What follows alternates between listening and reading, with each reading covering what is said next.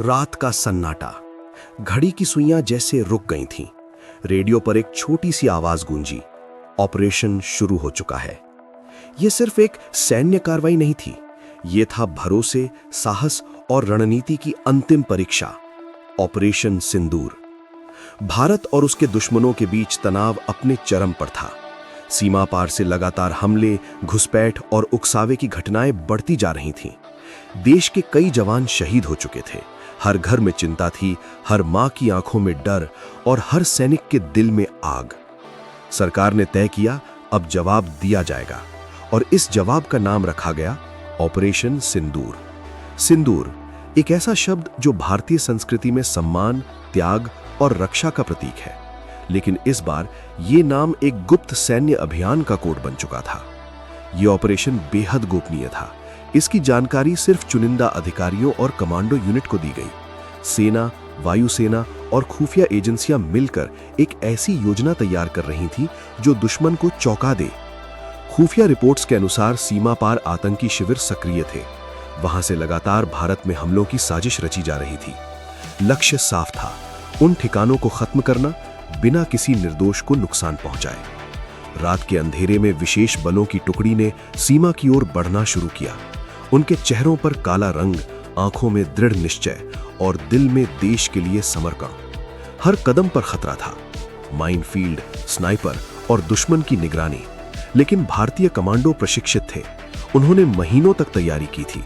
नक्शों का अध्ययन, drone footage, satellite image, सब कुछ बारीकी से देखा गया था। आधी रात के बाद ऑपरेशन अपने निर्णायक मोड़ पर पहुंचा।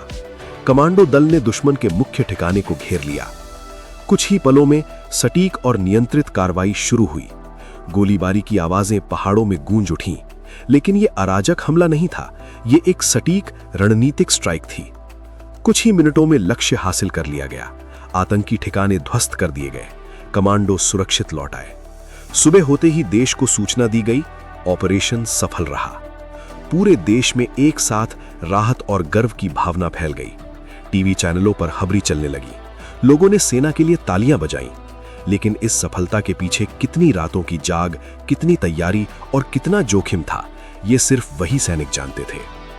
ऑपरेशन सिंदूर सिर्फ एक सैन्य कार्रवाई नहीं था, ये एक संदेश था। भारत अपनी सुरक्षा से समझौता नहीं करेगा। ये दिखाता है कि आधुनिक युद्ध सिर्फ हथियारों से नहीं, बल्कि रणनीति, तकनीक और साहस से जीता जाता है। हर जवान जो उस रात सीमा पर था, वो सिर्फ एक सैनिक नहीं था, वो किसी का बेटा, पति, पिता था। फिर भी उसने अपने निजी डर को पीछे छोड़ दिया, क्योंकि उसके सामने सिर्फ एक लक्ष्य था, राष्ट्र की रक्षा। इतिहास में कई ऑपरेशन दर्ज हैं, लेकिन कुछ नाम सिर्फ कागज पर नहीं, दिलों में लिखे जाते हैं। ऑपरेशन सिंदूर भी उन्हीं में से एक है। ये कहानी हमें याद दिलाती है कि शांति की कीमत हमेशा चुकानी पड़ती है, और जब देश की मांग होती है तो उसके सपूत बिना हिचक आगे बढ़ते हैं।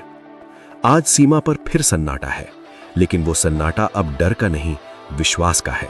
क्योंकि जब भी देश की मांग होगी, कहीं ना कहीं एक और ऑपरेशन जन्म लेने को तैयार होगा, और कोई जवान फिर से अपने खून से इस मिट्टी का सिंदूर बचाएगा।